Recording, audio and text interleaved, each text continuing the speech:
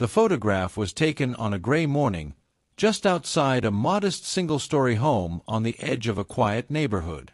In the image, an elderly man stands beside an 8-year-old boy. The man's posture is slightly bent, one hand resting protectively on the child's shoulder. The boy stares into the camera with an expression that doesn't quite fit his age, serious, almost distant. Tucked tightly under his arm is a worn brown doll, its fabric faded from years of handling. That photograph would later become the last confirmed image of either of them alive. Before heading forward into today's heartbreaking story, make sure you support the channel, like this video, leave a comment, subscribe, and turn on the notification bell, so you never miss the next true crime story just like this. In 1998, the town of Ridgway Falls, a mid-sized industrial city in the northern Midwest, was the kind of place where people still left doors unlocked during the day. Neighbors waved from porches. Kids rode their bikes until dusk. Serious crime was rare enough to feel personal when it happened. The boy's name was Caleb Moore. He was 8 years old, small for his age, quiet, and unusually observant. His grandfather, Henry Moore, was 69, retired from a lifetime of factory work, and known on the block for his routine. Every morning at 6:30, Henry brewed coffee. At 7 o'clock, he sat by the front window. At 7:30, Caleb joined him before school. Caleb spent more time with his grandfather than with anyone else. His parents worked long hours. His mother managed double shifts at a medical billing office, while his father traveled frequently for contract jobs. They loved their son, but their schedules rarely aligned with his. Henry had stepped in naturally, becoming the constant presence in Caleb's life. They ate breakfast together, walked to the bus stop together, watched old movies together late into the evening. And Caleb always carried the doll. It wasn't a toy his parents had bought. Henry said Caleb found it years earlier at a flea market and refused to part with it. The doll had button eyes, a stitched smile, and a small tear near one arm that Henry had sewn closed himself. Caleb named it Brownie. On the morning of October 14, 1998, nothing appeared unusual. A neighbor across the street later reported seeing Henry and Caleb standing outside their front door around 8:10 a.m. Henry appeared to be locking the door, while Caleb clutched the brown doll and waited impatiently. The neighbor assumed they were heading to the bus stop or walking to the nearby park. They never arrived at either place. By noon, the school called Caleb's parents to report his absence. Henry hadn't shown up for his weekly check-in at the local senior center either. Concern turned to panic by early afternoon. When police entered the Moore home later that day, they found something that would haunt investigators for decades. There were no signs of forced entry. Henry's wallet sat on the kitchen counter, cash still inside. His keys hung neatly on their hook by the door. Caleb's backpack rested against the wall, untouched. Breakfast dishes were rinsed and stacked in the sink, as if the morning had ended normally. Nothing appeared stolen. Nothing appeared disturbed.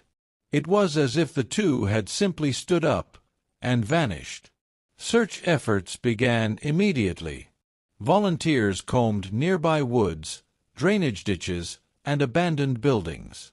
Dogs were brought in, but the scent trails ended abruptly at the sidewalk in front of the house.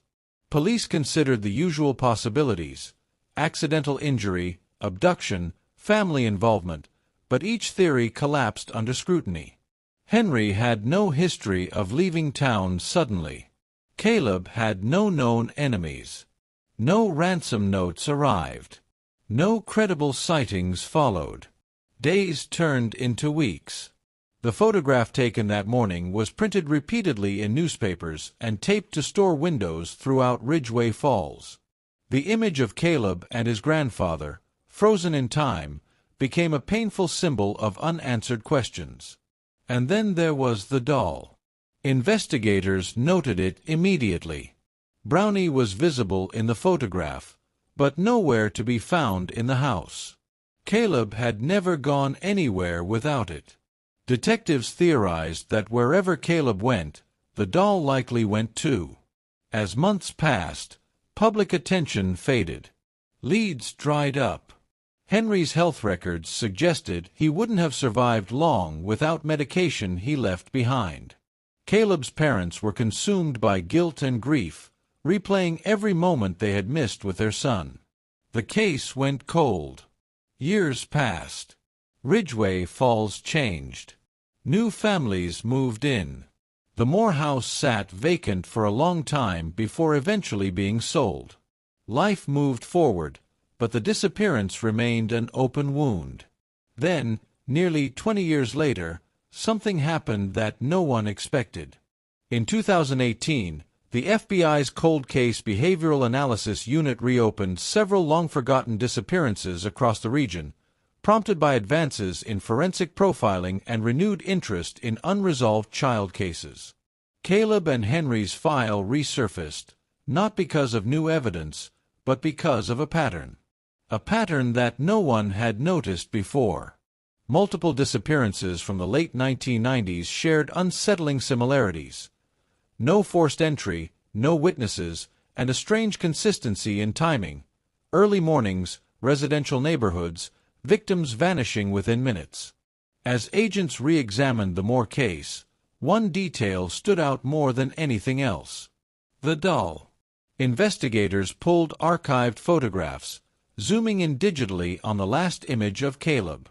The brown doll stitching, its damaged arm, and a faint marking on its fabric suggested it might have come from a very specific manufacturer, one that stopped production in the early 1980s. Which meant the doll wasn't just sentimental. It was traceable. The FBI quietly expanded the search, reaching out to manufacturers, collectors, and antique dealers across several states. Months passed with no results, until a call came in from a sanitation worker in a neighboring city. He reported something unusual found during routine maintenance at a long-abandoned public restroom near a defunct rail yard. Inside one of the sealed toilet tanks, wrapped in layers of decayed plastic, was a small brown doll. The fabric was stained. The stitching had been repaired by hand. And stitched into the inside seam, almost invisible unless you knew to look for it, were 3 faded letters. CM. When forensic teams arrived on scene, they realized the location had never been searched, not once, in the entire 20-year investigation. And suddenly, the question no longer was what happened. It became who had managed to hide it for so long. The restroom had been sealed for nearly 2 decades. Located behind a chain-link fence near the abandoned North Spur rail yard, the concrete structure had once served commuters during the city's manufacturing boom. By the early 2000s, it was forgotten, boarded up, vandalized, and eventually written off as a safety hazard. City records showed it had been officially decommissioned in 2001. Which meant something chilling. Whoever hid the doll there either knew the area intimately, or chose it precisely because no one would ever look twice. When the FBI took custody of the brown doll, they treated it not as a keepsake, but as a potential crime scene. Forensic specialists carefully removed decades of grime, photographing every stitch, every stain, every fiber. Despite years of exposure, traces of DNA were still present, too degraded for a clean profile, but enough to confirm something investigators had long suspected. The doll had been with Caleb long after the day he disappeared. Microscopic skin cells embedded in the fabric were consistent with a child's epidermal profile. Even more unsettling were the faint signs of moisture damage inside the doll's torso, suggesting it had been exposed to enclosed, damp environments over extended periods of time. Not buried. Hidden. Contained. The FBI now believed the doll hadn't been placed in the restroom shortly after the disappearance. Instead, it appeared to have been stored elsewhere for years before being moved, possibly shortly before the restroom was sealed off permanently. Why move it at all? That question brought investigators back to Ridgway Falls, and back to the Moore house. The home had changed hands twice since Henry and Caleb vanished. The current owners, a young couple with no knowledge of the case beyond vague rumors, cooperated fully when agents requested access. What they found inside wasn't obvious at first. No hidden rooms. No trapdoors. No blood. But then an agent noticed something subtle in the basement. One wall, unfinished concrete like the rest, sounded different when tapped. Hollow. Ground-penetrating radar was brought in quietly, without alerting the media. The results showed a narrow void behind the wall, approximately 3 feet wide and 7 feet tall. It didn't appear on any original building plans. When the wall was carefully breached, investigators discovered a shallow recess, not a room, but a space just large enough for 2 people to sit. There was no furniture, no restraints, but etched faintly into the concrete floor were markings, lines, hundreds of them, some short, some long, some crossed out. A forensic analyst counted them 3 times to be sure. 412. No one said out loud what that number could represent. But everyone in the room understood. Further examination revealed something else, scratched so lightly it had been nearly erased by time. A message, carved with what appeared to be a dull object. Caleb was here. No date. No signature. Just 4 words. The discovery shifted the entire investigation. For years, the prevailing assumption had been that Henry and Caleb were taken elsewhere, perhaps abducted and transported out of state. Now, evidence suggested they may never have left the house at all. At least not at first. The FBI reconstructed a new timeline. Henry and Caleb leave the house that morning, or appear to. They may have been intercepted by someone they trusted. Someone with access. Someone who knew their routines. Someone who could bring them back inside without raising alarm. Attention turned to individuals connected to the property in the late 1990s. Former owners. Contractors. Neighbors. One name surfaced repeatedly in archived interviews. A man who lived 2 houses down at the time. He had been questioned briefly in 1998 and dismissed as unremarkable. His name was Leonard Pike. Pike was a maintenance worker for the city's utilities department. His job granted him access to restricted areas, rail yards, public facilities, abandoned structures. He was known to work odd hours. Neighbors described him as quiet, polite, and forgettable. The kind of person who blended into the background. Records showed Pike had volunteered to help distribute missing person flyers during the initial search. He had even been photographed standing beside Henry's son during one of the first press appeals. At the time, no one found that strange. Now, it was chilling. Pike had died in 2016 from natural causes. His apartment had been cleared. His belongings donated or destroyed. Whatever secrets he may have kept went with him. Or so investigators thought. A deeper dive into Pike's employment records revealed something unexpected. In late 2001, just weeks before the restroom near North Spur Rail Yard was sealed, Pike had been assigned temporary maintenance duties in that exact zone. He had access. He had opportunity. And he had motive, though the nature of it remained frustratingly unclear. The FBI expanded the search to other sites Pike had access to over the years. Abandoned utility buildings. Decommissioned storage units. Closed maintenance tunnels. Most yielded nothing. Until they reached a small, unused storm shelter beneath a defunct municipal building, one scheduled for demolition. Inside, investigators found personal effects. An old thermos. A blanket. Rusted tools. And beneath a loose floor panel, a plastic-wrapped bundle of papers. They were journals. Pike's handwriting filled the pages, erratic, looping, and obsessive. He wrote about watching routines, about patterns that repeat, about children who are overlooked. One entry stopped everyone cold. The boy trusts the old man. The old man trusts me. There were no names, no dates, but there was a sketch. A crude drawing of a small figure holding something rectangular. A doll. As forensic teams continued cataloging the journals, another discovery was made, one that raised new questions instead of answers.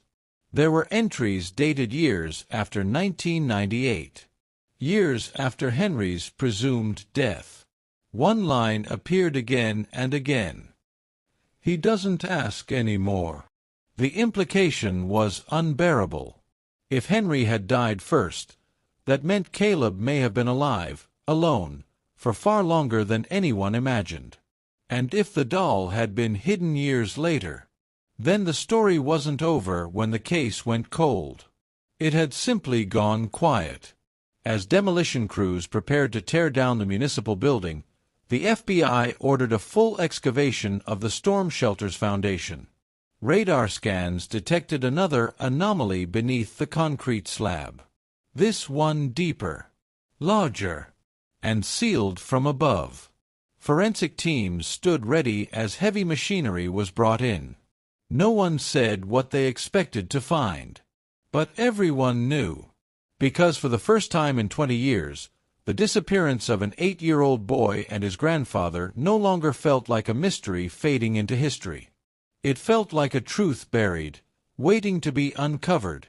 The concrete slab came up in sections. Each piece was labeled, photographed, and moved aside under the watch of federal agents, forensic anthropologists, and city officials who suddenly understood why the demolition had been halted without explanation. The air inside the storm shelter shifted as the floor was breached, cooler, heavier, carrying a smell no one wanted to acknowledge out loud. Beneath the slab was a shallow pit, reinforced with older concrete and metal mesh, deliberately concealed during construction decades earlier. It wasn't a natural void. It had been made. Carefully. As the excavation continued, the first fragments appeared. Bone. Weathered, fragile, and unmistakably human. Forensic teams worked in silence for hours, removing soil by hand, documenting every inch. What they uncovered was incomplete, scattered remains rather than a full skeleton. The positioning suggested the body had been moved at least once. Dental analysis later confirmed what many already suspected. The remains belonged to an elderly male. The age range matched Henry Moore, but there was no sign of a child. No small bones. No clothing fragments consistent with Caleb's size. No trace of the brown doll. The absence was devastating. Henry, it seemed, had reached the end of his life here, alone, beneath a building no one thought to search. Whether from illness, neglect, or something more deliberate could not be determined. Time had erased too much. But Caleb was still missing. The FBI held a press conference days later, careful with their words. They confirmed the identification of Henry's remains and acknowledged the discovery of significant evidence related to the long unsolved case. They did not name a suspect.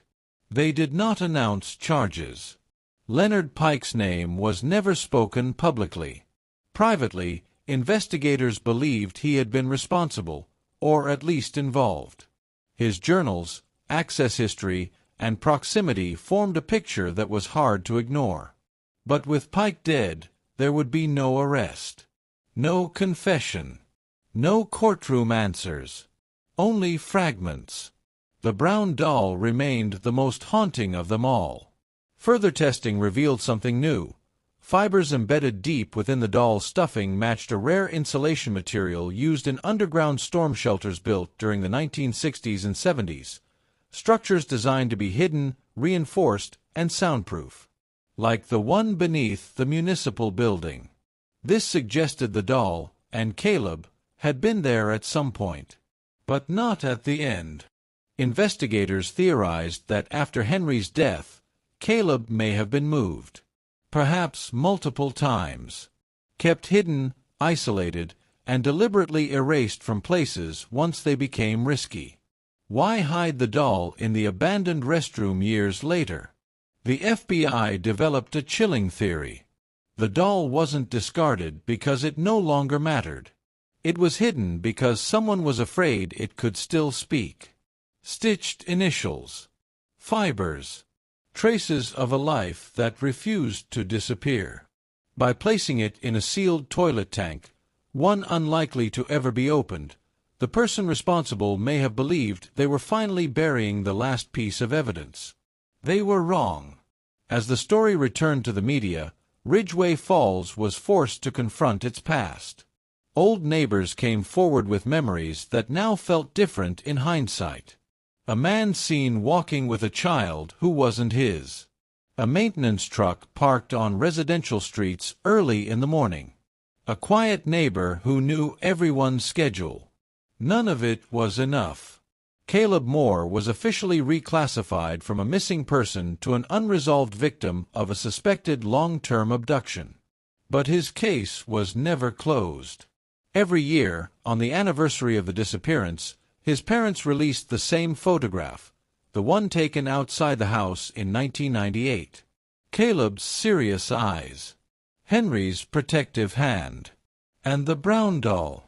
The FBI Behavioral Analysis Unit published a final internal report that ended with a sentence that unsettled even seasoned investigators. The offender demonstrated patience, familiarity, and a preference for invisibility. It is statistically likely that he was never suspected by those closest to the victims. In other words, the person responsible may have lived an ordinary life, worked a job, smiled at neighbors, and carried the secret to the grave. As for Caleb, his fate remains unknown. No confirmed remains. No verified sightings. No final location. Just traces, scratches in concrete, tally marks on walls, and a doll that survived longer than anyone expected. To this day, the restroom near the old rail yard has been demolished. The municipal building is gone. The storm shelter sealed permanently. But the case file stays open. Because sometimes, the most terrifying truth isn't what investigators find after 20 years. It's what they don't. And somewhere between what was hidden and what was never discovered, an 8-year-old boy's story still waits to be finished. Before we end, I want to hear your thoughts. After everything uncovered, what do you believe really happened to Caleb after his grandfather died?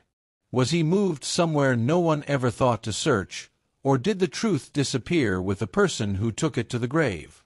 Cases like this remain unsolved because the right question hasn't been asked yet, and your perspective matters. If you enjoyed this story, please support the channel by liking this video, sharing it, and leaving a comment below. Don't forget to subscribe and turn on notifications so you never miss another true crime story that refuses to be forgotten.